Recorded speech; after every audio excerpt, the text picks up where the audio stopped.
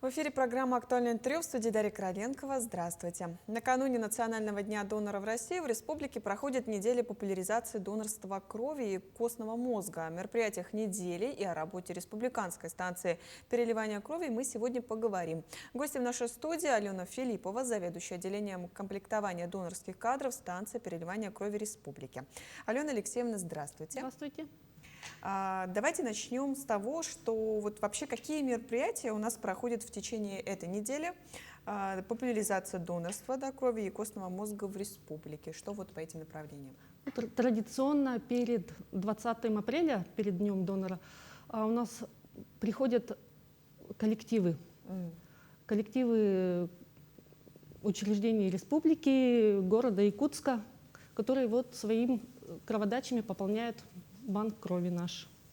А кто это чаще всего такие активисты?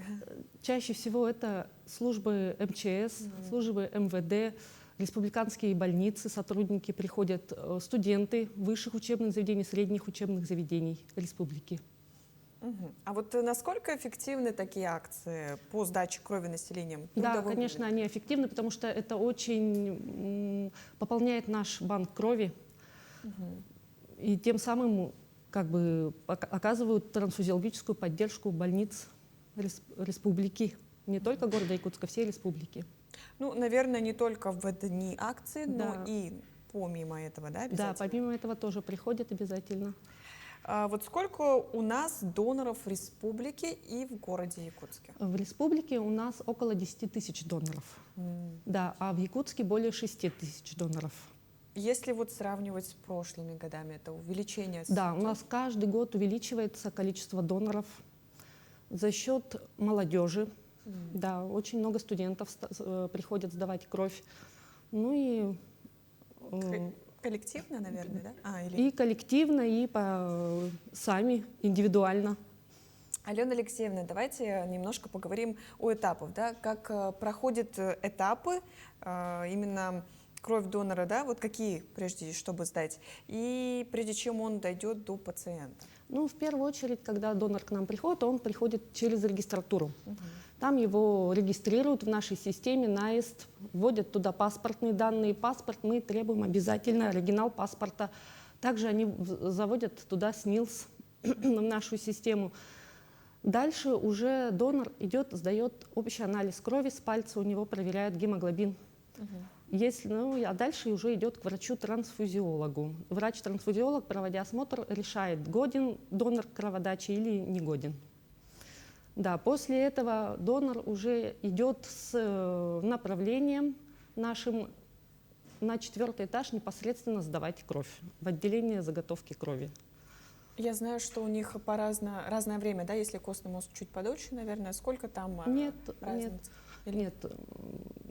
Костный мозг мы принимаем в рекрутинговый центр, только анализ. Это очень быстро, да. А кровь сдают минут 15-10. Также мы принимаем компоненты крови. Это плазма, жидкая часть крови. Ее сдают дольше, где-то минут 40. 40? Да. А сколько миллилитров в среднем? Кровь сдают 450 миллилитров, плюс 20 миллилитров на анализы. Плазму 600 миллилитров берут. А есть ли какие-то ограничения, вот если низкий гемоглобин? Да, конечно, у нас есть противопоказания к донорству абсолютные и постоянные. Самый распространенный наш отвод – это именно нехватка гемоглобина. Мы принимаем гемоглобин у женщин, чтобы он был 120 грамм на литр, у мужчин от 130. Ниже мы уже отводим. То есть в следующий раз, да? А что нужно, чтобы повысить его перед сдачей крови? Мы рекомендуем, если у кого сниженный гемоглобин, мы рекомендуем пропить препараты железа, и, соответственно, питанием, побольше белковой пищи, то есть мясной. А это вот никак не вредит здоровью, Нет, если у кого абсолютно пониженный? это не вредит здоровью. Все. А вот расскажите, вот какая группа крови вот самая ценная для донорства сейчас? Вообще у нас все группы крови ценные, потому что у нас сейчас нет переливания, идет одноименной группы.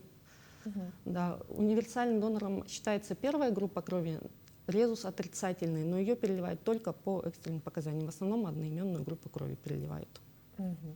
А вот кто, на ваш взгляд, самый идеальный донор крови? Самый идеальный донор крови – это донор, который понимает свою ответственность. То есть он приходит, он готовится к кроводачам, Он приходит не только один раз приходит, сдает кровь, но и через 4 месяца приходит и повторно сдает либо кровь, либо анализы, потому что мы жидкую часть крови после кроводачи разделяем на жидкую часть крови, это плазма. Мы ее сразу не отдаем в отделение, в больнице, мы ее закладываем на 4 месяца на карантин. Это сделано для безопасности донорской крови. И через 4 месяца, если человек, этот донор, приходит, еще раз дает анализы, либо кровь, мы ее проверяем опять же на все инфекции. И только в этом случае эта кровь идет, эта плазма идет на переливание в лечебное учреждение. А что вы делаете, если кровь не подходит? И, например, какие ваши... Да, по каким критериям может не подойти, да? Кровь может не подойти по критериям, это индивидуальная несовместимость, донор и реципиент, либо, ну, естественно, расхождение по группе крови, по резус-факторам, кел-факторы, ну и индивидуальная несовместимость донор-реципиент. Ну, А бывают такие случаи, что вот человек пришел, сдал кровь, но она вот не пригодилась, так скажем? Нет, не совсем. таких случаев. То есть в любом случае, мы выдаем кровь только тем, кому она подходит. Для этого у нас тоже проводят анализы и в больнице, и, ну, в общем, этот все процесс очень-очень строго контролируется. То есть лечащими врачами, да. То есть эта кровь в любом случае распределяется, да? В любом случае, конечно. После того, как ее, вот, например, забрали, да, может ли что-то там выявиться или нет? Нет, у нас кровь, поэтому очень строгая система лабораторных исследований. Обязательно всю кровь проверяем. И если где что-то мы заподозрили, где-то что-то обнаружили, мы сразу эту кровь бракуем. Бракуете? Бракуем, да. Как вот записаться на станцию переливания крови? Вообще? На станцию переливания крови можно записаться через госуслуги. Да. Поэтапно или там есть специальная кнопочка в разделе «Здоровье». Там записываетесь, и после этого наши регистраторы на вас выходят и приглашают вас на сдачу крови. А там, по-моему, есть ограничения по времени, да? То есть строго у вас или нет? Нет, такой прямо строгости нет. То есть и утром, и днем? Нет, мы принимаем до 12 часов. Кровь с 8 до 12, в пятницу до 11. Идет прием доноров. После уже работа идет с документацией, с анализами. А вот какую группу крови сложнее всего найти в качестве донора на практике, если посмотреть? Если да, есть такие. У нас есть резус-отрицательные доноры в нашей республике. Намного реже встречаются, чем резус-положительные доноры. Да, вот. Поэтому бывает с ними труднее. И мы очень часто таких доноров бережем и вызываем периодически, когда у нас запасы именно резус-отрицательной крови заканчиваются. То есть положительных пока вот очень на минимальном. Да, положительная, да, она встречается намного чаще, чем резус-отрицательные доноры. Это всех у 4, да? Да, конечно, всех 4 групп. А вот какова вот компенсация за донорство? Давайте про это поговорим. И полагается ли вот предоставление выходного дня, денежный? Да, у нас есть компенсация за донорство крови, есть безвозмездное донорство, есть 5% от прожиточного минимума полагается оплата. И есть доноры, которые получают соцподдержку от правительства Республики Саха-Якутия. Она составляет 18% от прожиточного минимума и составляет сумма 5611 рублей. Да, но это доноры, которые приходят постоянно в течение года. Для них это сумма, то есть доноры, которые являются у нас проверенными на инфекции, на безопасность. Вот эти доноры получают соцподдержку. И, конечно же, донорам после сдачи крови полагается день отдыха, который действительно в течение года, и его можно присоединить к отпуску. Справку выдают, я так Да, понимаю. справку обязательно после кроводачи, регистратура выдает справку. Есть ли, может быть, какие-то звания, там, почетный донор? Да, есть звание, почетный донор. Доноры, которые сдают кровь 40 раз и более, безвозмездно получают удостоверение и значок «Почетный донор России». Это по истечению какого времени? Ну, это все индивидуально, кто как сдает, конечно. Это надо собрать 40 кроводач. 40? Ну, это, да, несколько лет, конечно. Потому что, да, у нас ограниченное количество кроводач в год. Мужчина сдает 5 раз кровь, женщина 4 раза кровь. А между ними промежуток? Промежуток не менее 60 дней. То есть вот один раз, и следующий раз только через 2 месяца да. не раньше. А женщинам? Женщины такой же промежуток, но в год они сдают на 1 раз меньше, чем мужчины сдают 4 раза. Кстати, вот есть ли ограничения у женщин во время сдачи крови? Если, допустим, во время этих дней, да, допустим, тоже, по-моему, нельзя. То есть есть ли какие-то еще дополнительные ограничения? Ну да, потому что считайте, что женщина получается как дополнительная кровопотеря у нее будет.